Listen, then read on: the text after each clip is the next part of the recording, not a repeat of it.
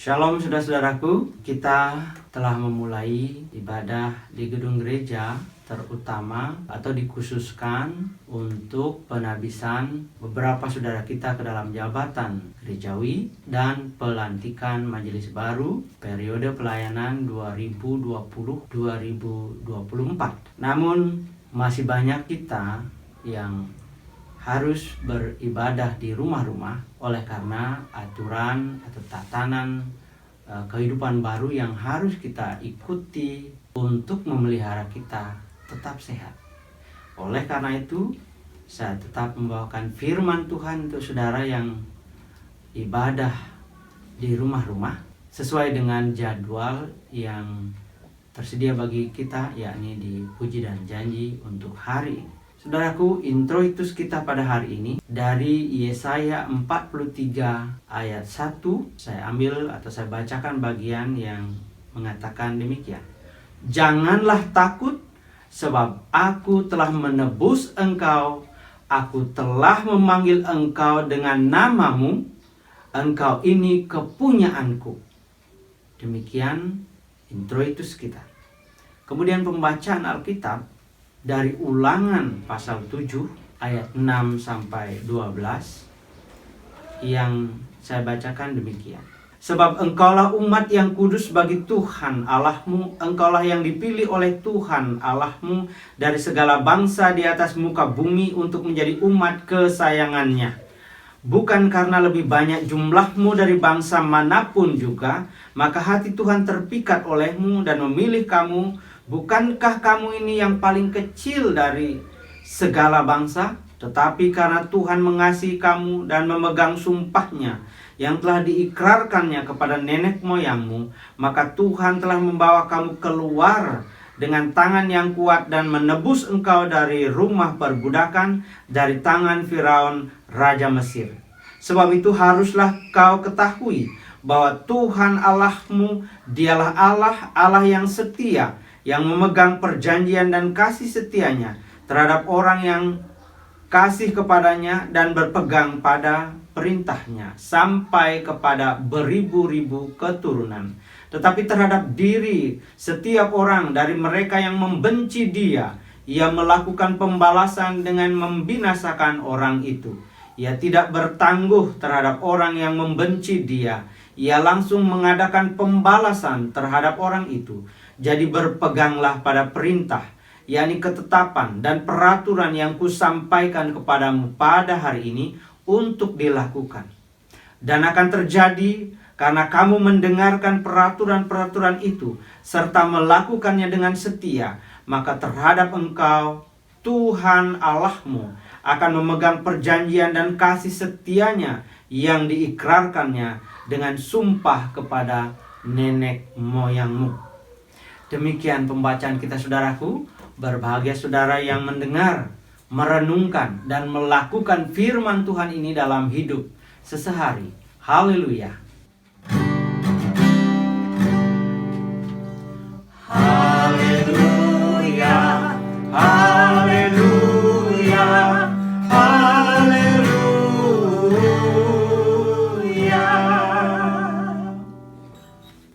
Saudara-saudaraku, firman Tuhan yang kita renungkan hari ini saya beri judul Jangan takut, engkau kepunyaannya. Saya ulangi, jangan takut, engkau kepunyaannya. Saudaraku, firman Tuhan yang berbunyi jangan takut sebab aku telah menebus engkau. Aku telah memanggil engkau dengan namamu. Engkau ini kepunyaanku, diperdengarkan oleh Nabi Yesaya kepada umat Tuhan, yakni bangsa Israel, terutama mereka yang ada di pembuangan. Hidup sebagai orang yang dibuang di negeri asing yang menjajah mereka pastilah satu keadaan yang senantiasa mencekam kehidupan mereka. Karena hidup di pembuangan itu di bawah bayang-bayang hukuman. Orang di pembuangan hidupnya pastilah dalam tekanan bangsa yang menawan mereka.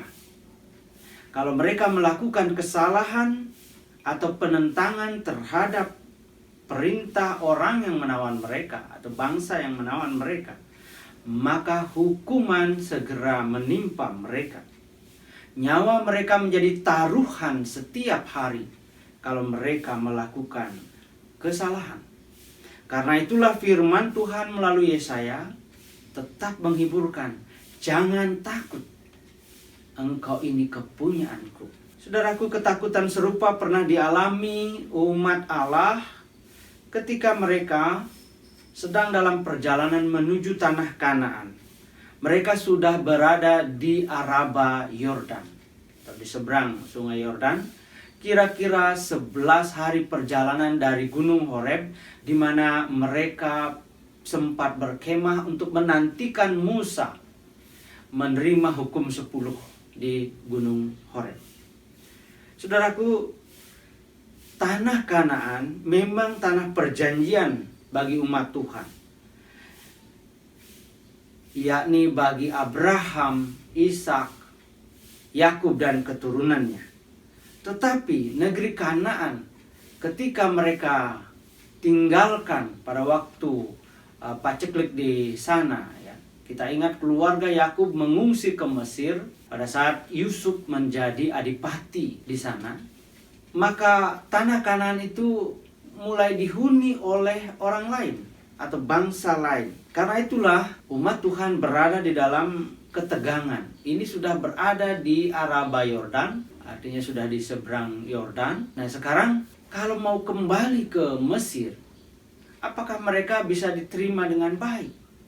Tentunya bangsa Mesir itu akan marah besar atau akan memperbudak mereka dengan keji kalau mereka kembali ke Mesir. Tetapi kalau mau maju juga ke tanah Kanaan sedang dihuni oleh bangsa lain. Semua ini membuat mereka dalam ketegangan antara maju atau mundur. Sama-sama kena. Karena itulah Musa wanti-wanti menasihatkan bagaimana ketika memasuki tanah Kanaan. Ada banyak aturan yang disampaikan oleh Musa berdasarkan firman Tuhan, apa yang harus mereka hindari dan apa yang mereka harus lakukan. Penghiburan juga Musa sampaikan bahwa mereka harus tetap maju dengan berani, karena dikatakan, engkaulah yang dipilih oleh Tuhan Allahmu dari segala bangsa di atas muka bumi untuk menjadi umat kesayangannya, bukan karena lebih banyak jumlahmu dari bangsa manapun juga, maka hati Tuhan terpikat olehmu dan memilih kamu. Bukankah kamu ini yang paling kecil dari segala bangsa? Tetapi karena Tuhan mengasihi kamu dan memegang sumpahnya yang telah diikrarkannya kepada nenek moyangmu, maka Tuhan telah membawa kamu keluar dengan tangan yang kuat dan menebus engkau dari rumah perbudakan, dari tangan Firaun, Raja Mesir. Ketika mereka memasuki tanah Kanaan, ada aturan-aturan yang harus mereka taati. Dinyatakan pada ayat 11. Jadi berpeganglah pada perintah, yakni ketetapan dan peraturan yang kusampaikan kepadamu pada hari ini untuk dilakukan. Salah satunya kalau kita membaca, saudaraku, adalah bahwa mereka harus menghabiskan, menumpas bangsa-bangsa lain yang ada di sana. Dan jangan sampai ada anak-anak muda mereka yang kawin-mawin dengan anak-anak bangsa itu. Mengapa, saudara? Alasannya adalah supaya bangsa Israel menjaga kemurnian, tidak terkontaminasi ya, oleh bangsa lain itu. Kedengarannya keji bahwa mereka harus menghabiskan bangsa-bangsa lain itu. Tapi ini adalah dalam rangka memelihara kemurnian bangsa Israel atau umat Tuhan pada waktu itu.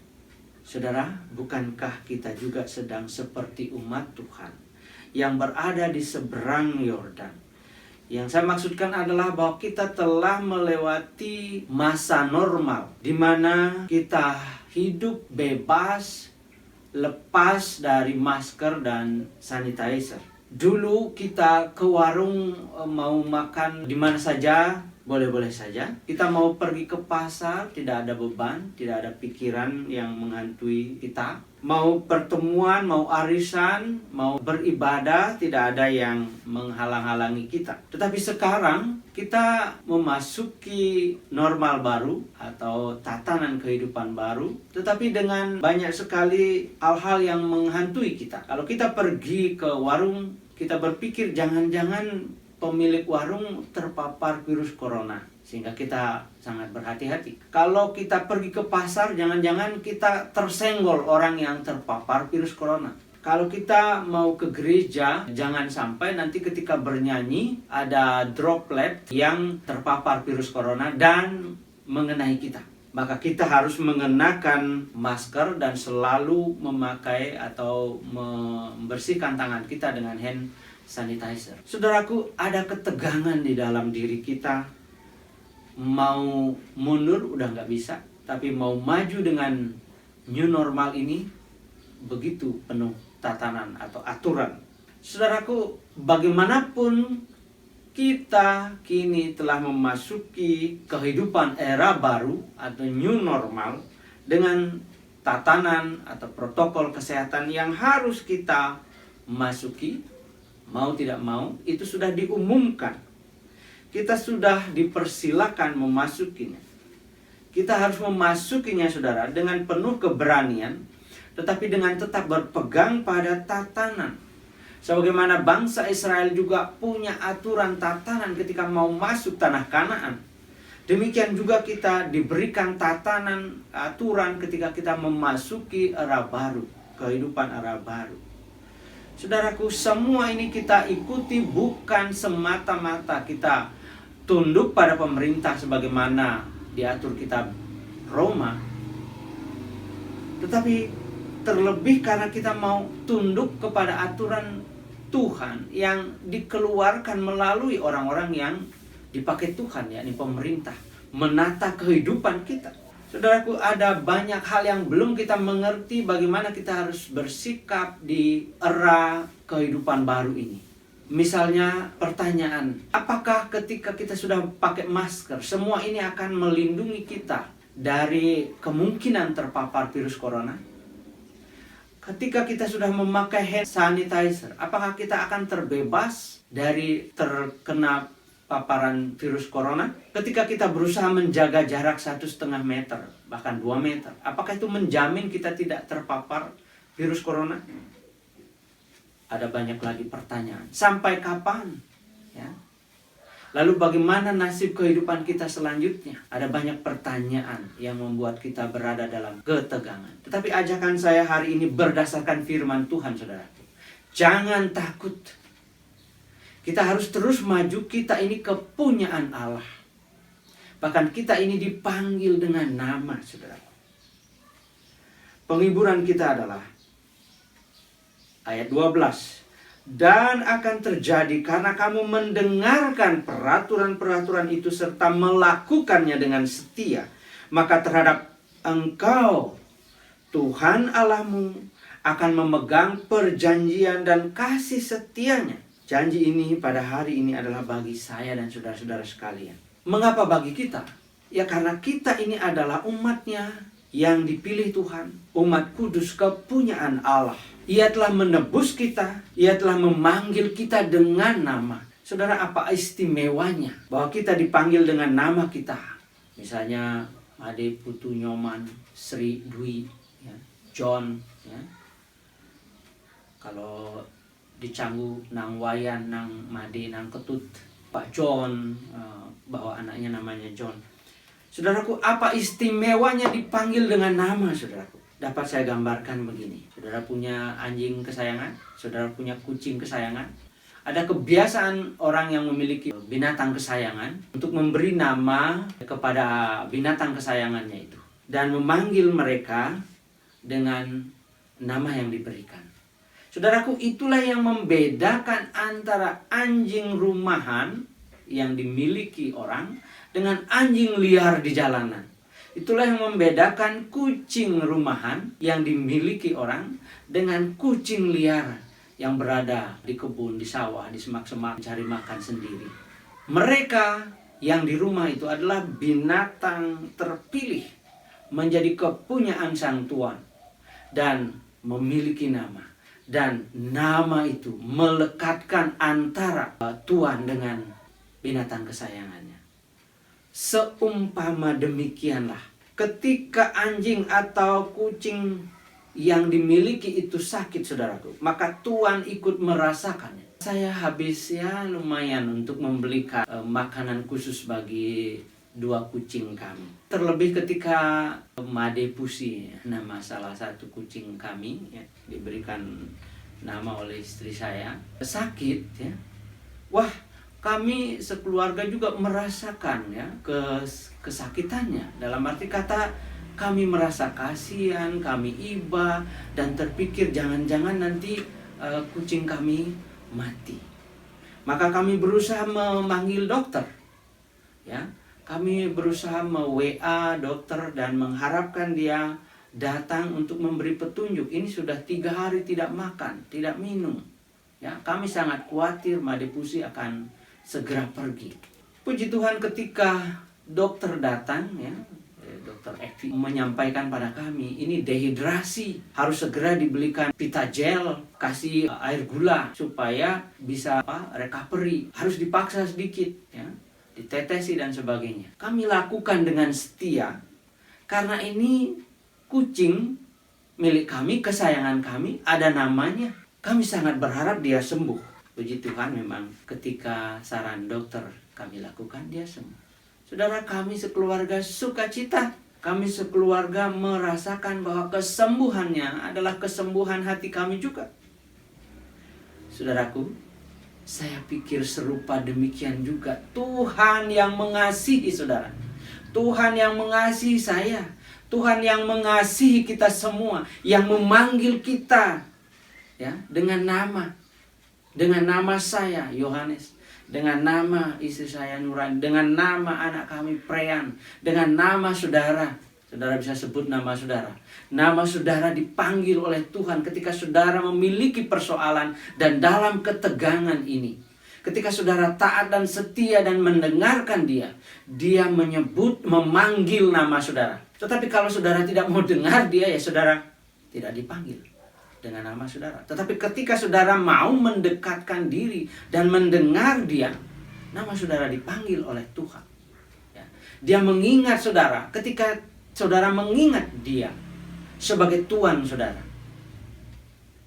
Saudaraku, oleh karena itu, mari pada hari ini sebagai kepunyaannya, sebagai kesayangannya, sebagai anak-anak rumahannya, kita dengarkan dia. Firman-Nya hari ini, jangan takut, maju terus, engkau ini kepunyaanku, engkau kupanggil dengan namamu. Majulah terus dengan ketaatan, niscaya hidupmu dirawatnya. Sebagai penyudah, mari kita simak sebuah lagu yang saya ciptakan, kiranya menolong kita merenungkan kehadiran Tuhan dalam hidup kita. Tuhan Yesus, penolongku.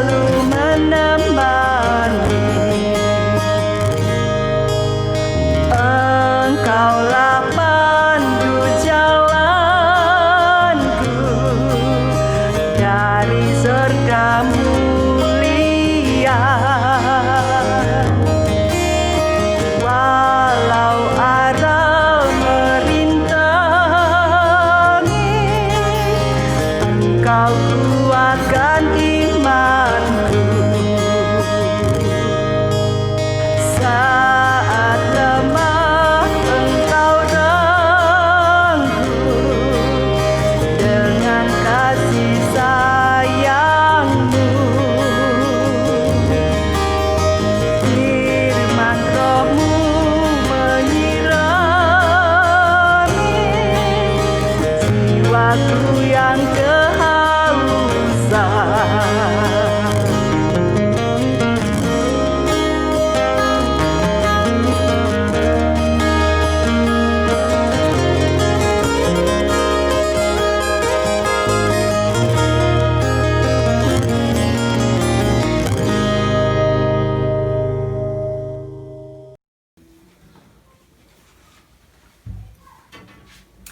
Saudaraku, demikianlah firman Tuhan.